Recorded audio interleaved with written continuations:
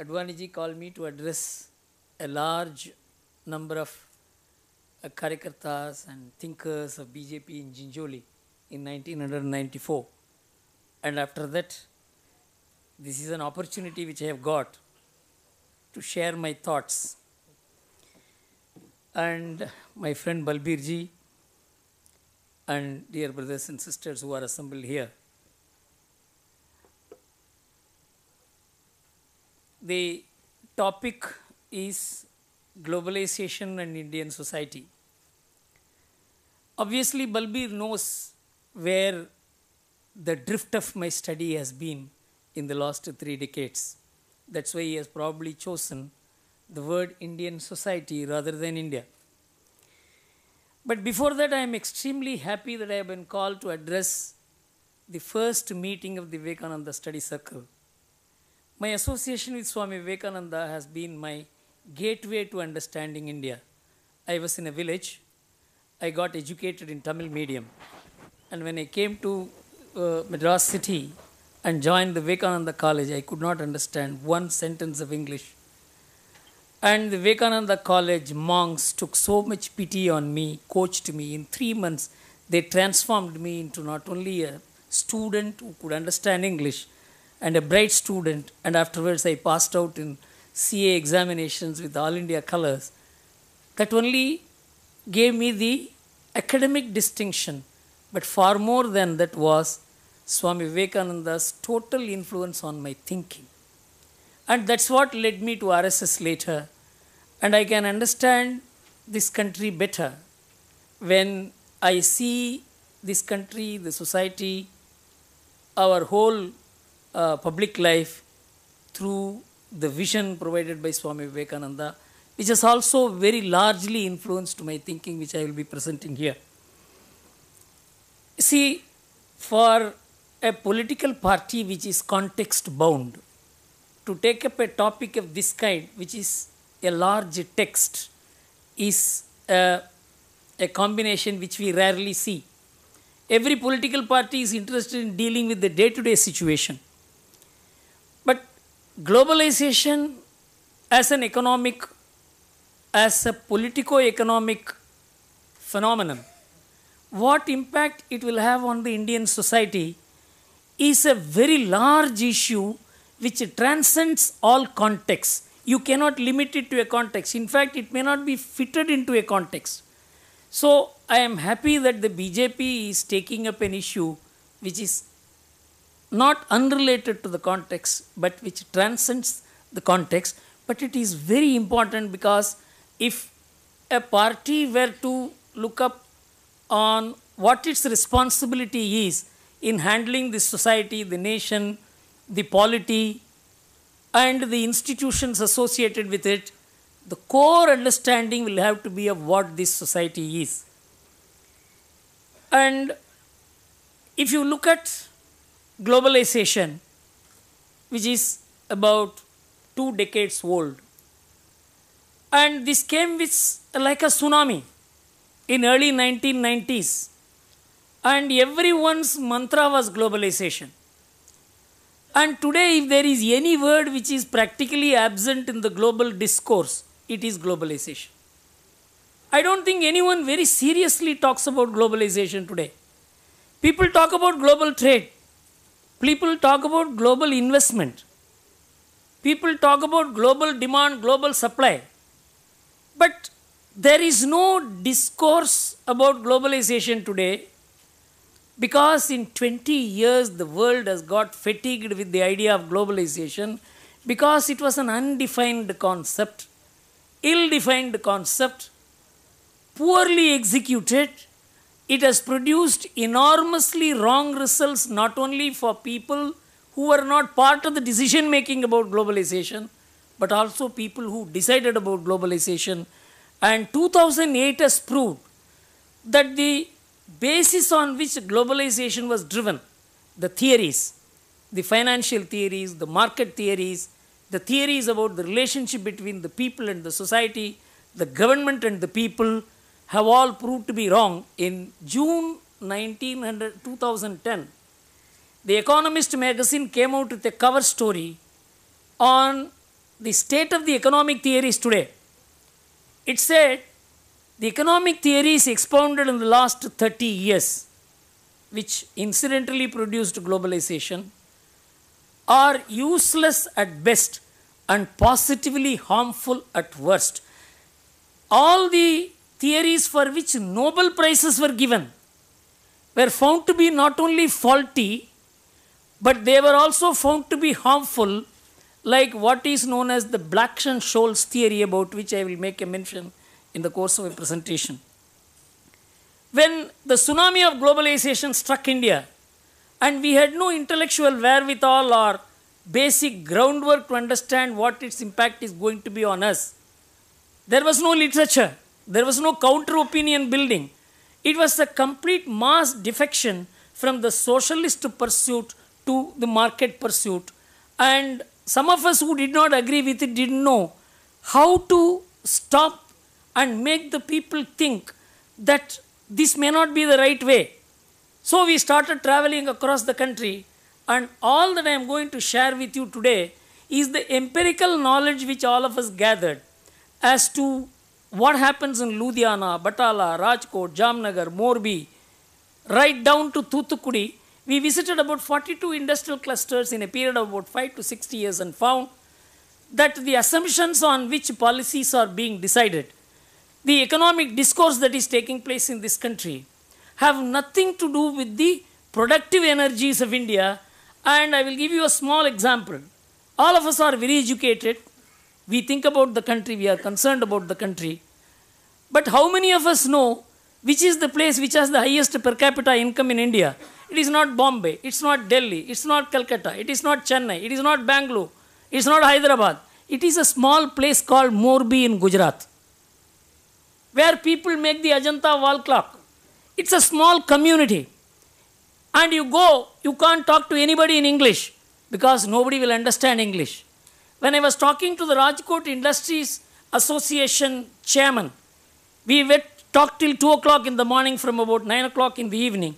The only common word in English which we could understand was the word Baroda. He knew nothing about English, but they have set up such a powerful industrial establishment. And it opened my eyes. It is not done by universities. They produced universities. It is not engineering colleges that set up this kind of development model, but they set up engineering colleges. Take Coimbatore, for instance. It is industry which set up educational institutions and not vice versa. So this gave me a totally different perspective that what is happening in this country is not reflected in the economic discourse of India. And it is with this perspective I am going to share with you what is my understanding of the Indian society and what we, the intellectuals of India, the academics of India, the educational institutions of India, and I would partly put the blame on the political class of India who have not traced the economic history of India. I will share my experience in the IIT Bombay, where in 2010 they had invited me to share platform with Mr. Adi Godrej.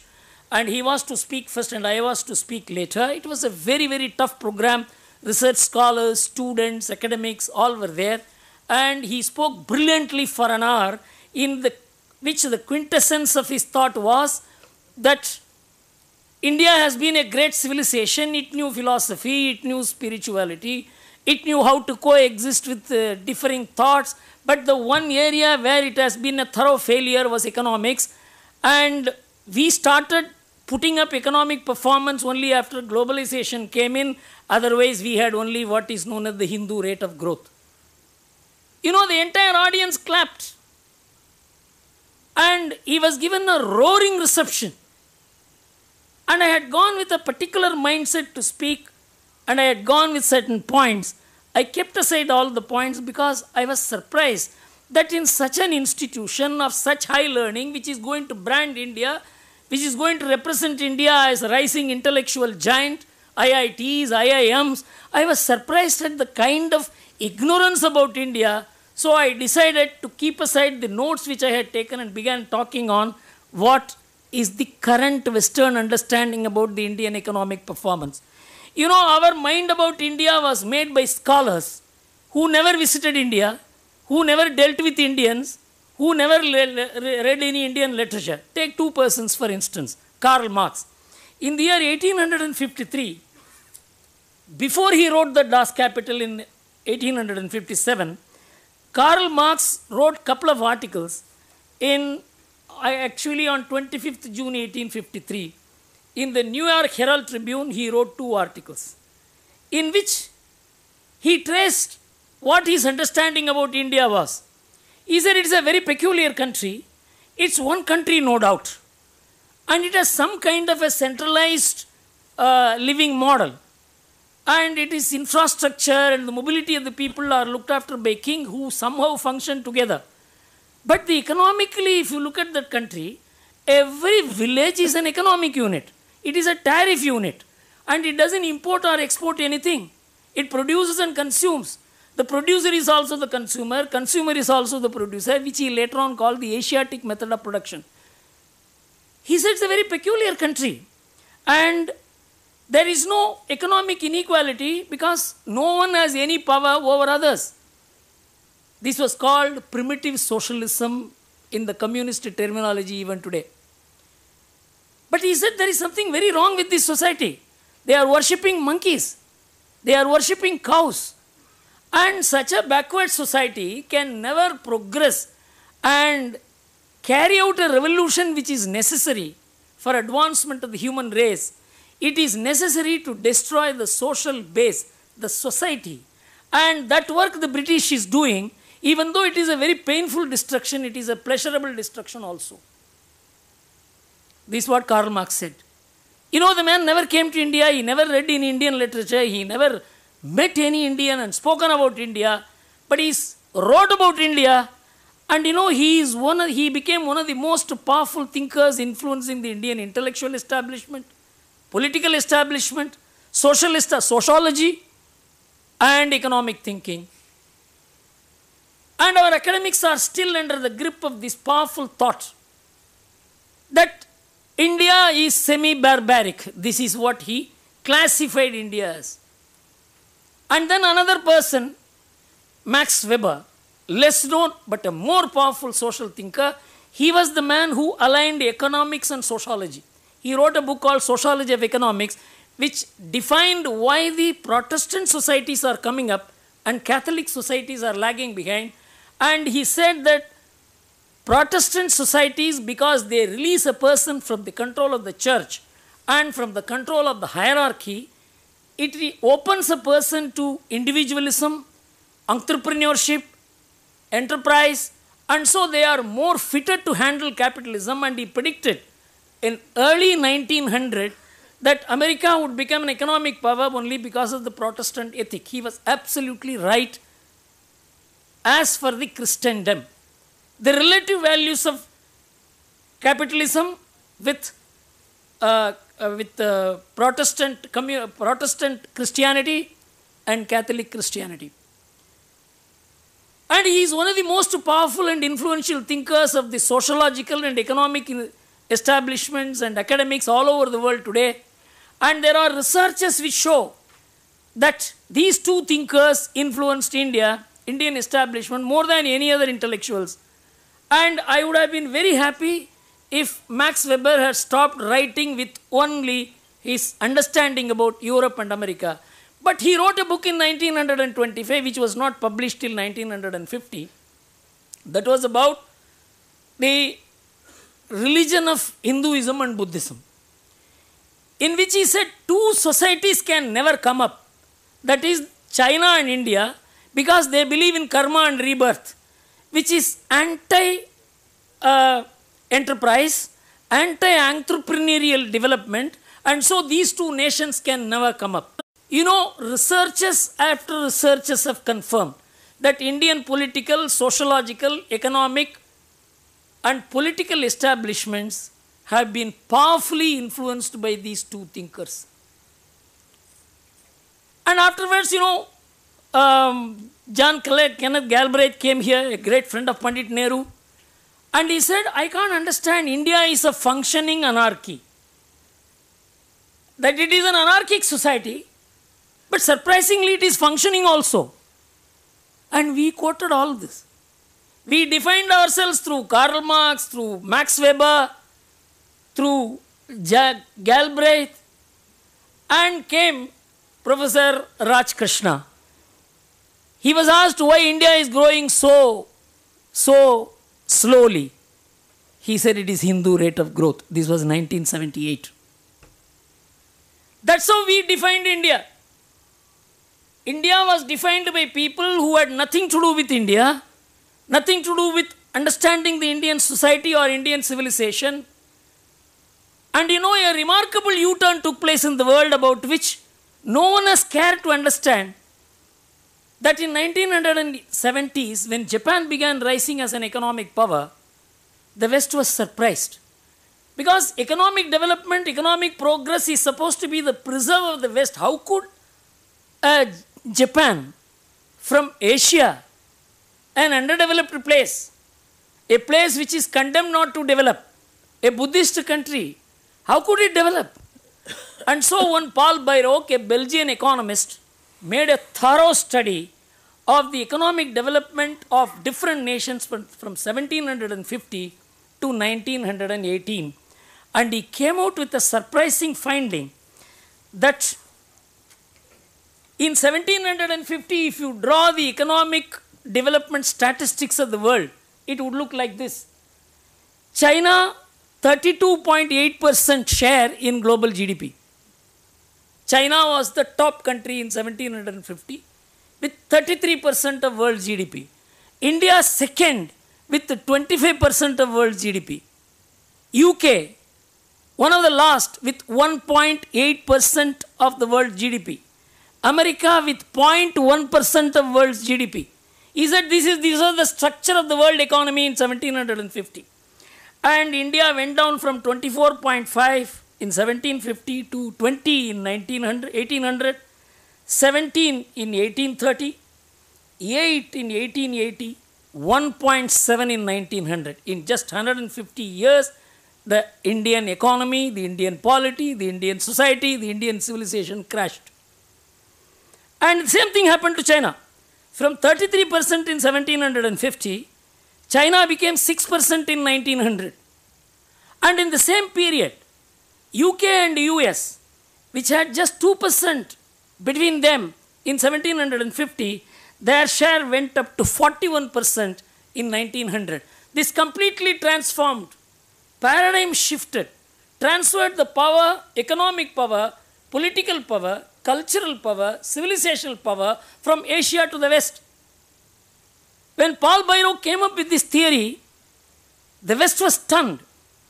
Ferdinand Braudel, a very well-known French historian, he said that Europe, unlike today, far from having reached a level of wealth vastly superior to the living standards of the rest of the world, it's not correct. Others had much better standard of living than us. Then Bayrock and Leboya, they wrote in 1981, it is very likely that in the middle of the 19th century, the average standard of living in Europe was a bit lower than the standard of living of the rest of the people in the world. This shook the West. The West was always superior. How is it that the Western researchers have shown that Asia was a mighty economic giant and India was an economic giant? And so this job was given. Even London Economist noted it in 1990.